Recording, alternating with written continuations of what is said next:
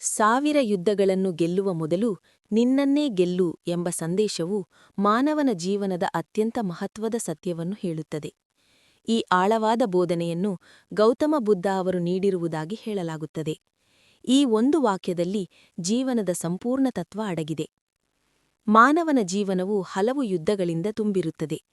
ಕೆಲವೊಮ್ಮೆ ನಾವು ಪರಿಸ್ಥಿತಿಗಳೊಂದಿಗೆ ಹೋರಾಡುತ್ತೇವೆ, ಕೆಲವೊಮ್ಮೆ ಸಮಾಜದ ಒತ್ತಡಗಳೊಂದಿಗೆ, ಮತ್ತೊಮ್ಮೆ ನಮ್ಮದೇ ಆಲೋಚನೆಗಳೊಂದಿಗೆ. ಪ್ರತಿಯೊಬ್ಬರೂ ಯಶಸ್ಸನ್ನು ಸಾಧಿಸಲು ಬಯಸುತ್ತಾರೆ. ಹಣ, ಸ್ಥಾನಮಾನ, ಗೌರವ, ಹೆಸರು ಇವುಗಳನ್ನು ಪಡೆಯಲು ಬಹಳ ಜನರು ಜೀವನಪೂರ್ತಿ ಪ್ರಯತ್ನಿಸುತ್ತಾರೆ. ಆದರೆ ಈ ಎಲ್ಲಾ ಯಶಸ್ಸಿನ ಹಿಂದೆ ಒಂದು ಮುಖ್ಯವಾದ ವಿಷಯವನ್ನು ಹಲವರು ಮರೆತುಬಿಡುತ್ತಾರೆ. ಅದು ಸ್ವಯಂ ಗೆಲುವು. ಹೊರಗಿನ ಯುದ್ಧಗಳನ್ನು ಗೆಲ್ಲುವುದು ಕಷ್ಟವಾದರೂ ನಮ್ಮೊಳಗಿನ ಯುದ್ಧವನ್ನು ಗೆಲ್ಲುವುದು ಅದಕ್ಕಿಂತಲೂ ಕಷ್ಟ. ಏಕೆಂದರೆ ನಮ್ಮೊಳಗೆ ಅನೇಕ ದುರ್ಬಲತೆಗಳು ಇರುತ್ತವೆ. ಕೋಪ, ಅಹಂಕಾರ, ಅಸೂಯೆ, ಭಯ, ಲೋಭ, ಆಲಸ್ಯ, ನಕಾರಾತ್ಮಕ ಚಿಂತನೆಗಳು. ಇವುಗಳು ನಮ್ಮ ಬೆಳವಣಿಗೆಯನ್ನು ತಡೆಯುವ ದೊಡ್ಡ ಅಡೆತಡೆಗಳಾಗಿವೆ. ನಾವು ಇವುಗಳನ್ನು ಗೆಲ್ಲದೆ ಹೊರಗಿನ ಯಶಸ್ಸನ್ನು ಪಡೆದರೂ ಅದು ದೀರ್ಘಕಾಲ ಉಳಿಯುವುದಿಲ್ಲ. ನಿನ್ನನ್ನು ನೀನೇ ಗೆಲ್ಲುವುದು ಎಂದರೇನು? ನಿನ್ನನ್ನು ನೀನೇ ಗೆಲ್ಲುವುದು ಎಂದರೆ ನಿನ್ನ ಮನಸ್ಸಿನ ಮೇಲೆ ನಿಯಂತ್ರಣ ಹೊಂದುವುದು, ನಿನ್ನ ಭಾವನೆಗಳನ್ನು ಸರಿಯಾಗಿ ಅರ್ಥಮಾಡಿಕೊಳ್ಳುವುದು, ಕೋಪ ಬಂದಾಗ ಅದನ್ನು ನಿಯಂತ್ರಿಸುವುದು, ಸೋಲು ಬಂದಾಗ ಮನಸ್ಸು ಕುಗ್ಗಿಸಿಕೊಳ್ಳದೆ ಮತ್ತೆ ಪ್ರಯತ್ನಿಸುವುದು, ಇತರರ ಯಶಸ್ಸನ್ನು ನೋಡಿ ಅಸೂಯೆ ಪಡುವ ಬದಲು ಪ್ರೇರಣೆ ಪಡೆಯುವುದು. ಇವುಗಳೆಲ್ಲವೂ ಸ್ವಯಂ ಗೆಲುವಿನ ಭಾಗಗಳು. ಮಾನವನ ಮನಸ್ಸು ಬಹಳ ಶಕ್ತಿಶಾಲಿಯಾಗಿದೆ. ಆದರೆ ಅದನ್ನು ಸರಿಯಾಗಿ ಬಳಸದೇ ಇದ್ದರೆ ಅದು ನಮ್ಮ ಶತ್ರುವಾಗುತ್ತದೆ.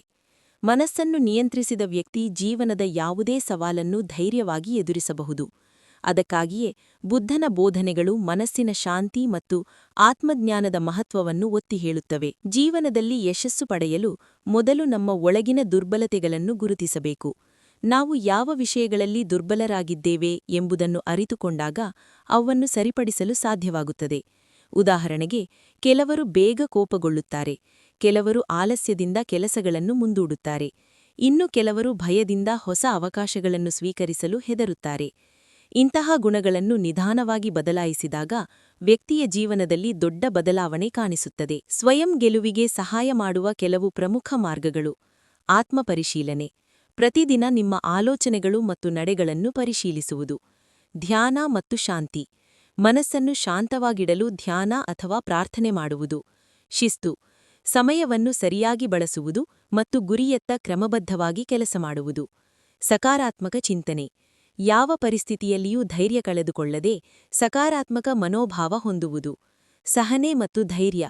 ಸೋಲು ಬಂದರೂ ಮತ್ತೆ ಎದ್ದು ನಿಲ್ಲುವ ಮನೋಬಲ ಬೆಳೆಸಿಕೊಳ್ಳುವುದು. ಇಂತಹ ಗುಣಗಳನ್ನು ಬೆಳೆಸಿಕೊಂಡ ವ್ಯಕ್ತಿ ಜೀವನದ ಯಾವುದೇ ಯುದ್ಧವನ್ನು ಗೆಲ್ಲಬಲ್ಲನು, ಏಕೆಂದರೆ ಅವನು ಮೊದಲು ತನ್ನ ಮನಸ್ಸನ್ನು ಗೆದ್ದಿದ್ದಾನೆ. ಸ್ವಯಂ ನಿಯಂತ್ರಣ ಹೊಂದಿರುವ ವ್ಯಕ್ತಿ ಜೀವನದಲ್ಲಿ ನಿಜವಾದ ಸಂತೋಷ, ಶಾಂತಿ ಮತ್ತು ಯಶಸ್ಸನ್ನು ಅನುಭವಿಸುತ್ತಾನೆ. ಇದೇ ಜೀವನದ ನಿಜವಾದ ವಿಜಯ.